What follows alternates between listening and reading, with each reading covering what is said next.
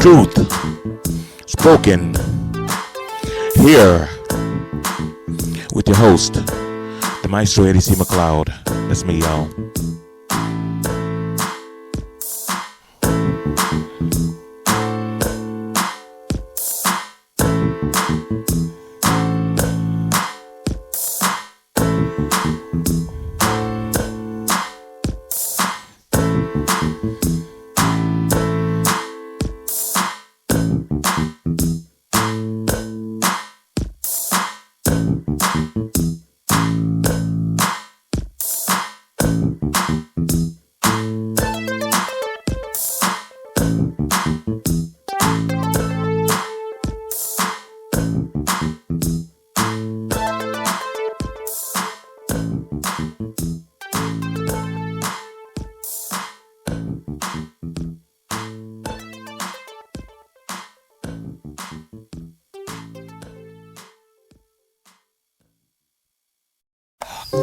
Welcome once again to Truth Spoken Here.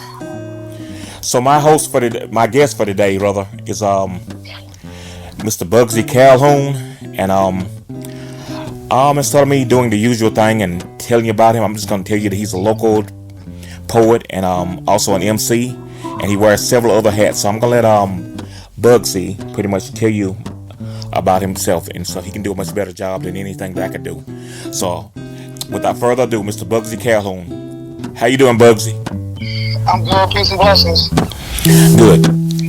So, Bugsy, my first question to you is I want to know, basically, like how did you get started in poetry and you know? I got started.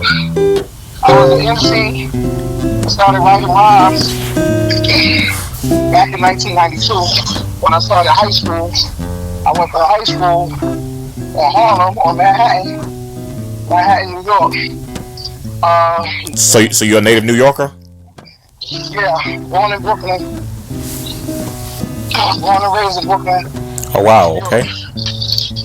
Yeah. So I started writing rhymes, and in me writing rhymes, I also wrote poetry, and I started pushing my poetry more when I moved to South Carolina. I debuted as a poet. I performed my first poem at the Brooklyn Moon on Fulton Street in Brooklyn, New York.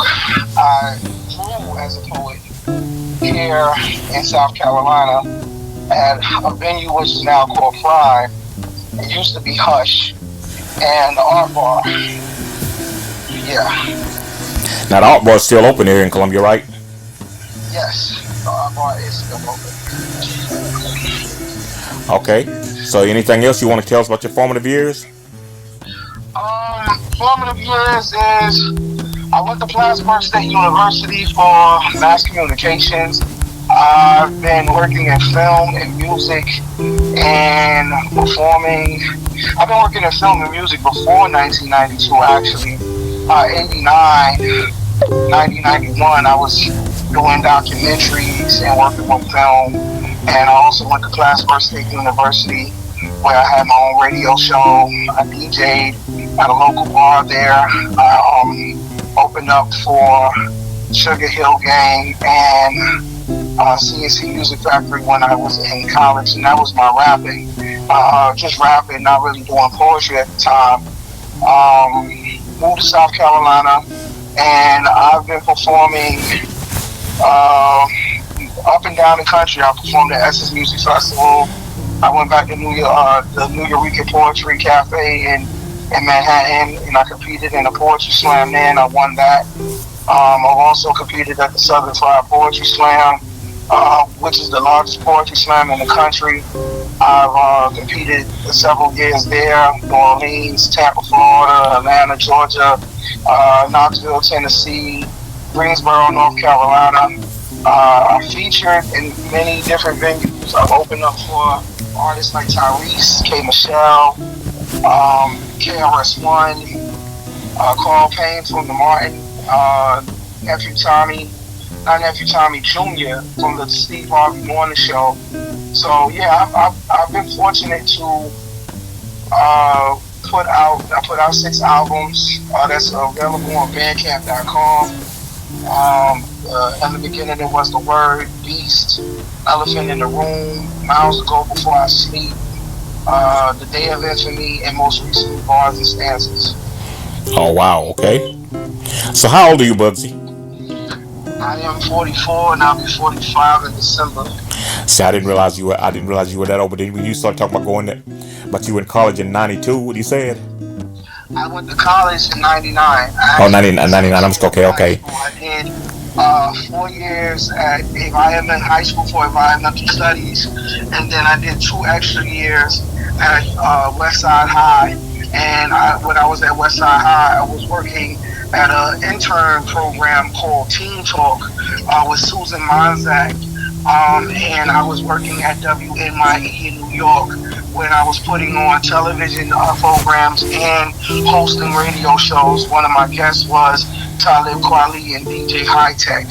Talib Kweli, my man. Yes. Okay. Yes. So you rubbed elbows with some of the big names in hip hop. Well, at the time, he wasn't a big name, but yeah, I guess you can call him a big name now. Yes. I mean, I've just been fortunate to be around people who does what I do. Some signed, some unsigned.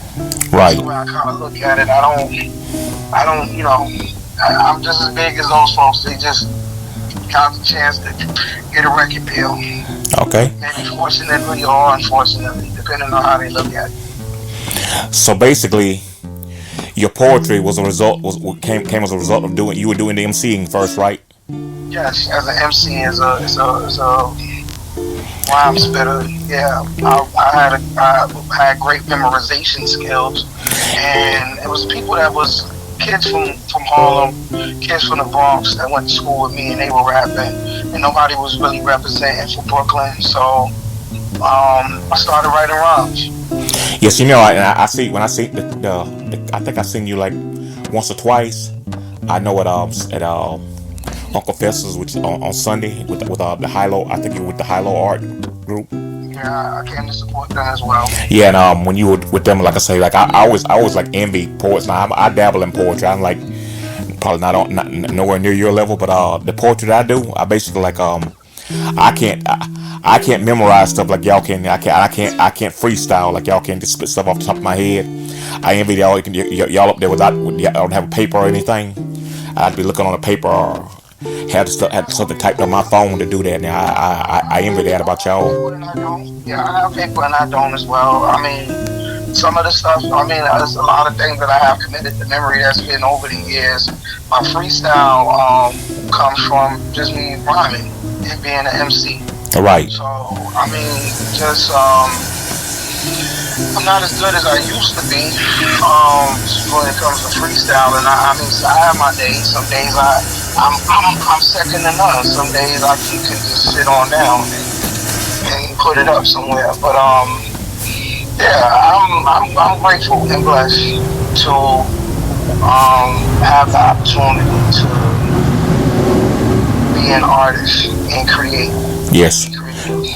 Now, there was a time that poets were highly regarded and respected in past. Do you think that's still the case today? I believe that a lot of poets are. I think they're respected. I think a lot of people respect the old poet.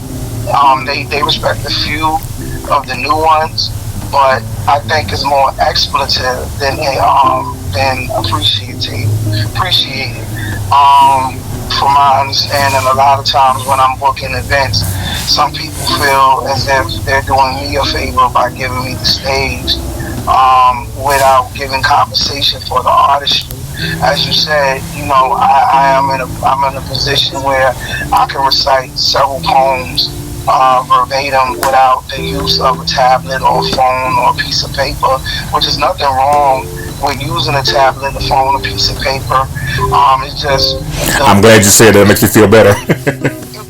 it doesn't, and it's the stigma of it. Because I tell people all the time, are you going to tell Sonia Sanchez and Nikki Giovanni that they're not dope poets because they're reading from a book?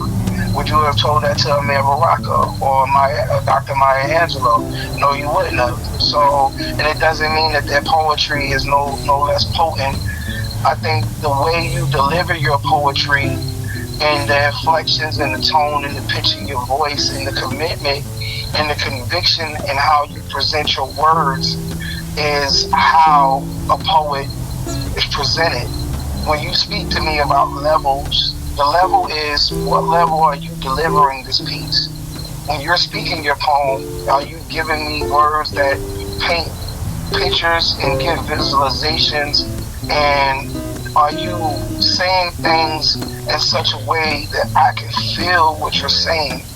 If you're not doing that, then it's not because you're not the poet that I am, it's because you haven't committed to yourself to what you're saying. Right. It's all about the level of commitment to you and what you're saying. Also the level of conviction too, right? Yes. Okay. Yes, sir. Now I've seen some of your social media posts. You are an advocate for mental health awareness and suicide prevention. Are there personal reasons why those two hit so close to home for you? Mental health is something that has been in my family. Schizophrenia, bipolar has been in my family. I, at one point in time, had suicide ideation. I had a poet friend who committed suicide a few years back named Stephen Crocker. But I think awareness of your physical being and peace and understanding is my plight and my mission. It's a lot, and a lot of people carry a lot of things, and sometimes we don't know who to talk to, or we feel embarrassed to talk to somebody about things that we go through. And I recognize that's something that's hugely is not spoken of enough, because therapy is important. There's so many things that you don't realize you've gone through until you actually go through it and then look back at it and see what you've been through and how you've made it through and you survived. Yes. I had a Jesse Ventura mentality for a lot of time in my life. When he was in the movie Predator, when he got shot in the arm, and the dude said, "Hey man, you bleeding." He said, "I ain't got time to bleed." A lot of us, we keep going and we don't have time to deal with the stuff that we got going on. Right. And we really need to put things into perspective. Now, do you think that's worse among, like, as far as demographically, do you think that's worse in the black community or among black men, or is there a certain group that you think that stigma is so prevalent in? I'll be honest with you, I don't know if it's black or white thing, because I work in corrections, and there's white men that deal with it, there's women that deal with it.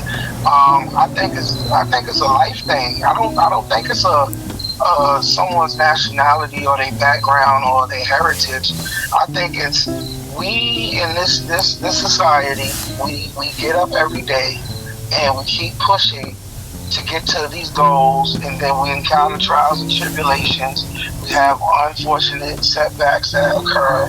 We have catastrophes that occur, and I think a lot of times we are too busy to acknowledge, or when it do happens to us, we don't put it in the perspective where we can cope with what we're dealing with, or we just so oblivious to our tragedies that we just choose not to deal with it until it manifests itself in you later on, and you don't know what's wrong until you realize what's going on. I think that's society as a whole. It's not a black or a white thing. Yeah, well, what I was getting at is, particularly with the men thing, is that, It's not what, even a man thing because my mother yeah, carries so many things on her shoulders. And there's a lot of unresolved stuff that I know my father dealt with. My father dealt with a lot of unresolved stuff, and it manifested itself in just his destruction. right. So, man, woman, even children, young folks, they deal with so much stuff, and they don't know where to put it. And sadly, sometimes mental illness. We self medicate sometime, and mental illness also manifests itself in people becoming alcoholics and drug addicts, and and stuff like that. Because you wanna escape from whatever pain you're in, Right. and you don't have a place to put it. So if you can't verbalize it or exercise it out of you or pray it out of you or manifest it out of you or meditate it out of you, you feel like you have to put something in you to help you be numb to the things that you're going through. Yeah. Now, some months back, I had I did a podcast called These Anxious Times, and I had a mental health expert on here, a lady by the name of Dr. Tracy Golson. And we talked about some of these same issues and stuff. So if you get a chance, you may want to look at that podcast. It was very informative and stuff, because like I said, that's much needed in the world today. Because I think now with the pandemic going on, I think pretty much everybody's under duress, and everybody's undergoing anxiety. I'll be honest, that's something that should be provided in school. Ah, yes. Well, you get guidance counselors and stuff like that. But like I know when I was going to school, we had a couple of good guidance counselors, but those were few and far between. Yeah, but I mean, Miss Panagulius, I remember my guidance counselor from environmental. I mean, it wasn't a huge school, but can you imagine if everybody came to her with mental health issues, or maybe she'll be able to recommend you like most doctors do, like a doctor do to a specialist. But that should be a whole section where there should be, hey, are we okay, or how to recognize triggers, and how to cope with things. Coping mechanisms and recognizing triggers should be taught in school, because a lot of people in their homes don't know what it is, and that will give more work or more jobs. It'll open more jobs for people, because these young folks and us when I was young, and I'm quite sure anybody else, they don't know, they ain't no one to talk to. They don't feel like there's anyone they can talk to a lot of times, and being able to work out your stuff and having a safe space to do so. Say if you in the school, you have, like the way you got assistant principals, you got about maybe 6 APs for one school. Maybe you have 6, guidance counselors or counselors, and they're assigned, and you have to see them like homeroom teachers, one-on-one sessions. Right. And if things start manifesting themselves, you see red flags pop up, then they can probably, get these young folks maybe some of the help they might need before things become to the point where they start shooting up schools. Right. Recognizing that this child is being bullied and ridiculed, and you see that they're off and they're acting a certain way. Maybe if you get them the help ahead of time, maybe we can avoid some of the things that happens. Tragedies. So have you done? Do you do a lot of work in that field? I mean, tell me what capacity do you do? The work that I do is I help out a friend of mine, a young lady named Tracy Oakman, who has a group called Princess Empowerment, and she and I are about to start a program working with young folks called Boys to Men, I have an idea that I wanted to put in place for a program that I wanted to do myself called the Peace Program. Is please educate all our children with equality. Um, but I mean, I do it in an everyday basis, whether it's documented or not. If I see somebody and I think I want to help somebody every day. Like if I can help someone, it's a mantra that I've had since I was a child. Do something big, small, or indifferent. And if I see young folks, I try to sew into them and let them know. Or if it's anybody, you know what I'm saying, anybody, and if I can help them, because even myself, I go through. It's not to say that I'm without having issues and struggles myself. I have issues and struggles myself, but I'm aware enough to encourage myself. So if I see somebody who may need some encouragement, I do so. Yes. And a while ago, when you said you kept saying you said well, when you were young, I had to kind of laugh at that because you said you're 44 now, right? Yes, sir. Man, you don't know what I did to be 44 again. I just turned 60 back in July. So but you're still young, man. And still got the world is still yours to conquer. I believe that. I don't. It's been funny. I've been told I've been young my entire life. I guess because I deal with a lot of discomfort and pain. I don't feel young, and I've seen so many things, and my time on this earth thus far. I don't feel young in that regard either. But age-wise, yes, I'm very young. My only two uncles I have left just turned 79 and 70. So yeah, hopefully God, the Most High willing, I got miles to go before I sleep. Yes. I got, and while I'm here, I'm just gonna be a force for a change and trying to promote and push and help and be of service. Now, the foundation that you mentioned that you're working with, would you do they have a website or anything that we can access? I mean, let me see if I see something for Princess Empowerment. I might be able to pull it up. Kind of bummed out. My son was supposed to have a rugby game today, and they canceled it because of the rain. The weather, yes. It's nice out. Any weather may be. They jokers. Yes, here we do we do a community block party every year. We were supposed to have that today, and that got canceled at the last minute, pretty much.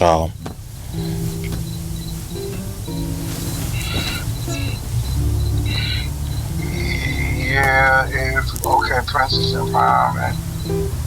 Yeah, if you go on Google and type in Princess Empowerment, it comes up, princessempowerment.com. What's the first word? Princess? Princess, yeah, Princess Empowerment. Okay. All right. So, okay. Now, as an MC, getting back to your MC days, your capacity as an MC, who are some of your influences? Rakim, Kane, KRS-One, Ellie Mel, especially his song The Message. Chubb Rock, Heavy D, Latifah, Tribe Called Quest. Oh man, yes. To name a few off the rip right there. Those are some of my favorites, but yeah, it'd be Rakim is first, Kane is second. Okay. Biggie. Now you said Kane, you talking about Big Daddy Kane? Yes, Big Daddy Kane. Okay. BIGDLDYKE Kane. Yes. All right. Yes. Poor Righteous Teachers, Brand Nubians, X-Clan, Public Enemy. I'm gonna leave it right there. Okay. Now I would like to allude to a good friend of yours, Mr. John Storino, who I had on this podcast a few months ago. Tell me a little bit about your relationship with that fine gentleman.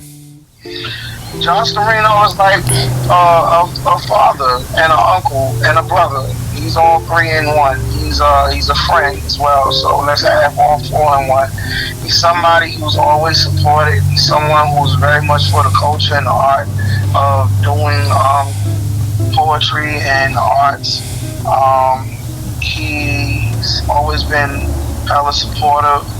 I know he went through a tragedy some years back, and I try to do my best in supporting him, and just being there for him wherever I can, and just loving on him and loving on me back. He recently did a poetry slam with Miss Jerlene Noble. She had something not too long ago. He participated in that, and while he was also participating in the slam, he got to see my niece and my nephew who was participating in the slam, who we went to Southern Fried with, and he was like, you know, you got some good poets on your hands there, and he gave me a stamp of approval.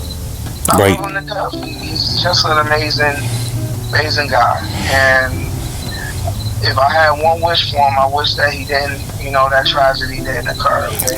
Right. His significant other. Yes. But yeah, I love John Storino, Silver Dagger. Yes. And John's the one that told me to basically to get you on the show. So so yeah, you can thank John for that. I mean, stuff because John. He reached out to me and told me. Yeah, he reached out and asked me if I wanted to do it. I don't say no often. It's very rare.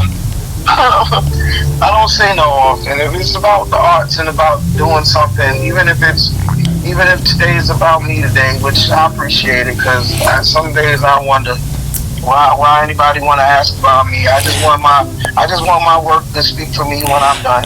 Brother, I'm tell you, I'm honored to have you on here and stuff. So stuff. I was, I like I say, actually, for those of you who don't know, just all of you, the listening audience out there, I was supposed to have him actually have Bugsy on here a couple of months ago, and things kind of got sidetracked. I had a little turmoil in my life I had to clear up and stuff, and so but things happen. I believe things happen when they're supposed to, and not in our time, but in God's time or the Creator's time, whatever you want to call it. And so we got him here today. I'm thankful to have him. Now you kind of covered this before, but one of the questions I have for you is, do you think as an artist you have a responsibility to speak to social issues and things of that nature? Yes. I think as an artist you have a responsibility to speak on everything. From whimsical things to things that matter. Right.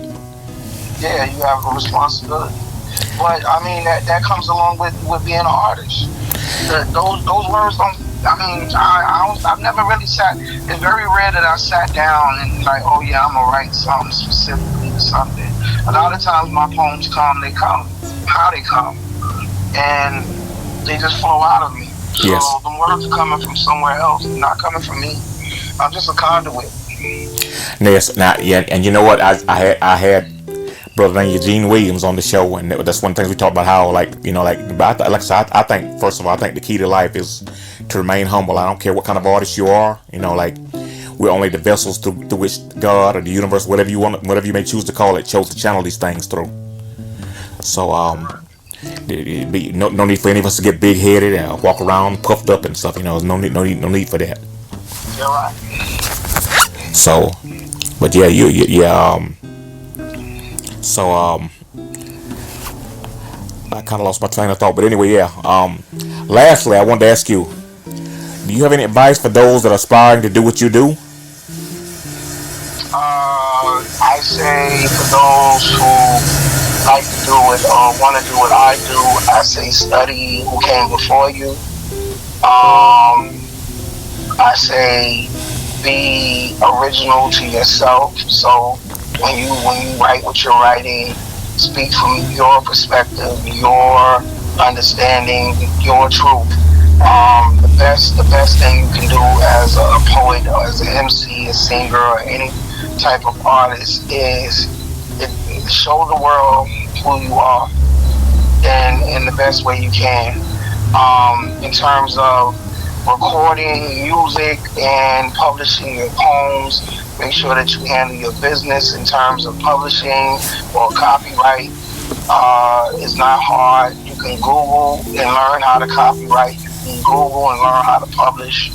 Um, if you're conducting business, allow it to be business. If you're doing a favor for somebody, allow it to be a favor. If you're doing something and it's for free, then know that that's what it is. If there's a stipend or if there's an honorarium or payment for an event that you're doing, then you discuss that before you go into it. Don't, so you won't find yourself feeling jaded, and you won't have that bad of blood, because if you decide you're going to do it, then do it with your whole heart. If it's 5 people, 50, 500, or 5,000, give your all in all, and don't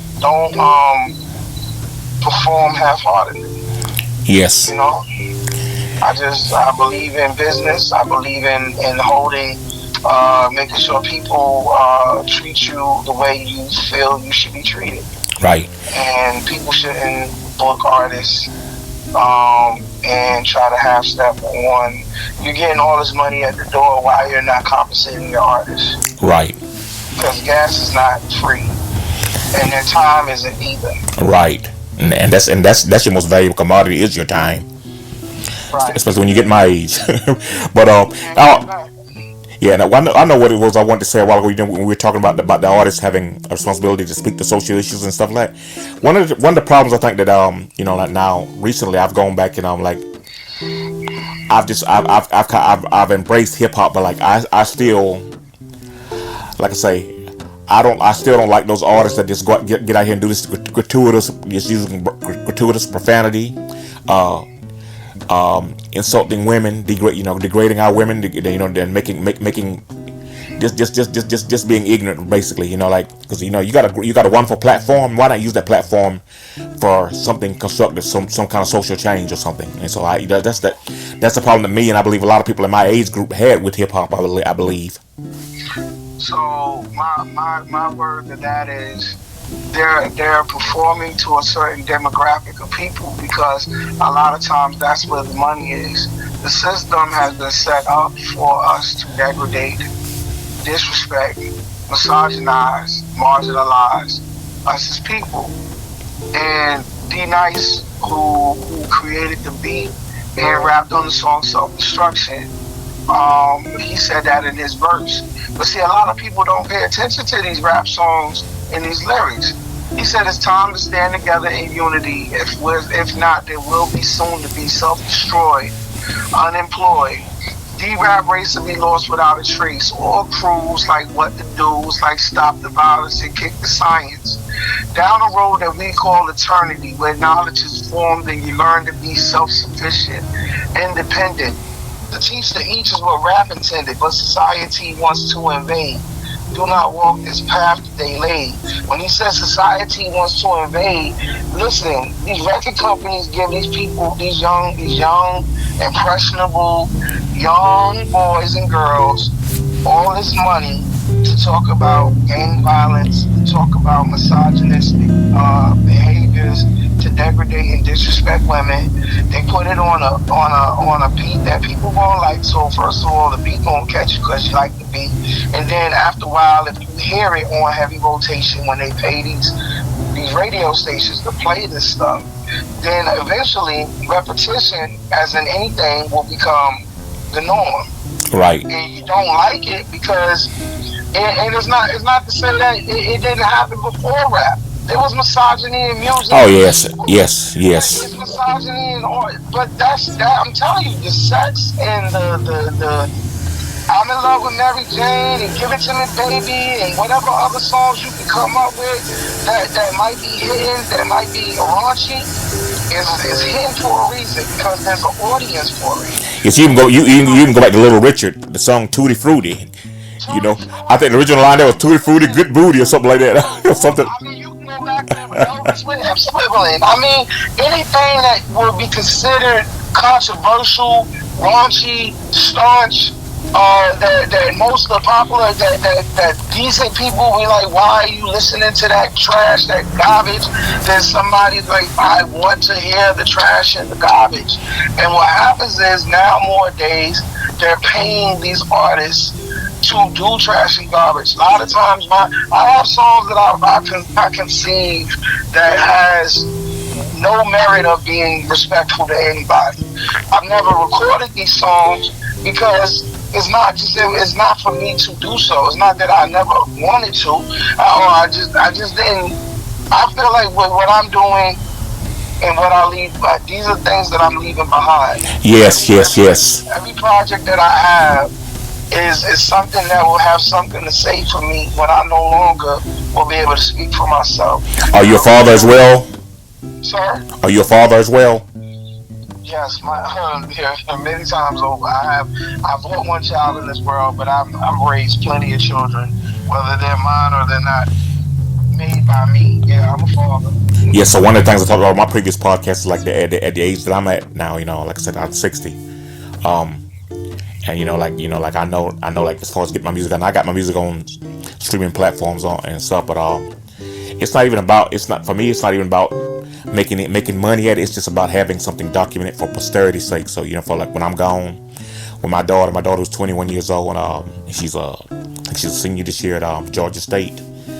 So that when she has kids one day, she can, and if I'm not here, she can tell them this is what your grandfather did, and and then like so. You want to leave behind a good legacy and stuff. Cause it's sad, man. But I heard about we had like just along those lines. We had a guy in our community that died some years ago, and this guy was such a wicked person and stuff that they only had probably less than 20 people attend the funeral, and nobody had any remarks, good or bad, to say about him and stuff. And so that you don't want something like that. You don't want that to be your legacy.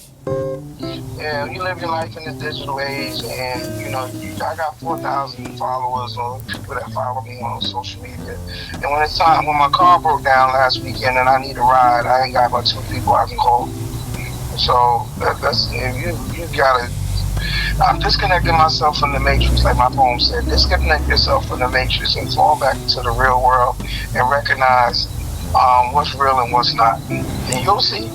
Right. You'll see.